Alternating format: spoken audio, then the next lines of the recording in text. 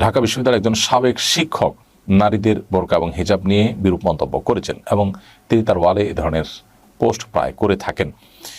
এই ব্যক্তি সম্পর্কে আপনার মন্তব্য কি? বিশ্ববিদ্যালয়ের শিক্ষক, তিনি বোরকা পরা মেয়েদের বোরকা এবং হিজাব নিয়ে উৎসাহ প্রকাশ করেছেন, বিরক্তি প্রকাশ করেছেন। অবাক করা বিষয় হলো যে তিনি তার ফেসবুক ওয়ালে যে সমস্ত পছন্দের তালিকাগুলো দিয়ে রেখেছেন বলে বিভিন্ন পোস্ট আমরা দেখতে পেয়েছি, সেগুলো দ্বারা বোঝা যায় তিনি আসলে অশ্লীলতা এবং নারীকে জাস্ট শুধুমাত্র একটা উপভোগের বস্তু মনে করা, মানুষের মর্যাদা না দিয়ে শুধুমাত্র এটাকে একটা উপভোগের আইটেম মনে করা, এটা তার যেন নেচারে পরিণত হয়েছে।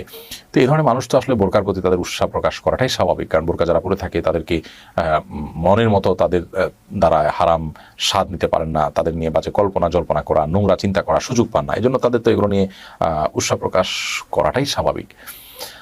আল্লাহ তাআলা আমাদেরকে রক্ষা করুন এই ধরনের হাতে গোনা কিছু ইসলাম বিদ্বেষী